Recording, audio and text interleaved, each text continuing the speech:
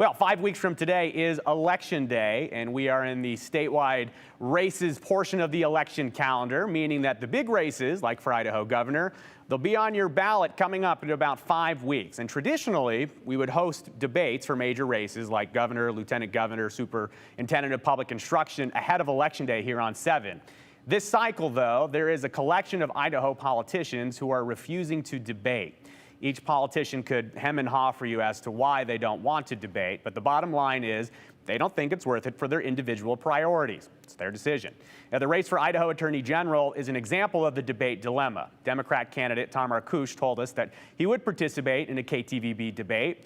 Republican counterpart, though, Labrador, he told our staff that he would not be doing a debate for our audience, and Labrador's team wouldn't really elaborate as to why. But Labrador and Arkoosh, they did face off in a debate last night on statewide TV. The one time they'll basically do so was on Idaho Public Television. And here on the 208, we see your comments and your questions about the race for Attorney General, specifically on major topics like how the candidates view the AG position and how they would handle the very hot topic of the abortion conversation in our state. So here's a look at the debate for Attorney General between former Idaho Congressman Labrador and political newcomer and legal veteran Tom Arkoosh. It's possibly the most heated race in the November 2022 Idaho election cycle, the battle to be Idaho's next Attorney General. Former Idaho Congressman, Republican candidate Labrador debated with political newcomer, veteran attorney Tom Arkoosh, who recently affiliated with the Idaho Democrats to run against Labrador. A major topic in debate: Idaho's recently enacted abortion laws that are being studied by the Idaho Supreme Court. For starters, Labrador argues that yes, he believes the laws are clear on when an abortion can be performed in Idaho. Our law says that if a woman's life is in jeopardy, that the abortion can be provided. And in the cases, case after case after case that doctors keep bringing forward, in those cases, the woman's life would be in jeopardy.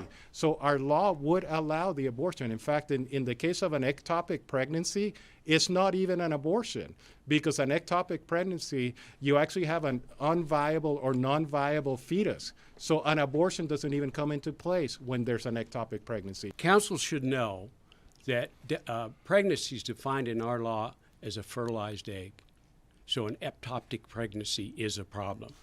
That was the argument made in court, and Judge Windmill just rejected it entirely. He should also know that in the Texas law that it provided for an abortion if the woman's health was in jeopardy. Ours does not read that. Theirs read very close to the federal law. Early in the debate, Arkoosh brought up what he believes would be different approaches to the office, saying he wants to run a law office while his opponent, Mr. Labrador, wants to run a, quote, cultural war room. Labrador pushed back on the claim and questioned Arkoosh's qualifications. When you're working within the political process, you're working with elected officials. We're working with people who have been appointed to positions by elected officials. And you need to understand how that works.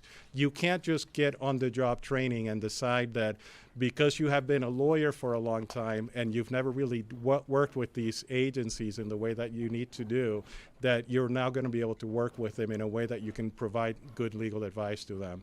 This state has too quickly gone to litigation, and it's cost us a lot of money. I hope to see that end in the future.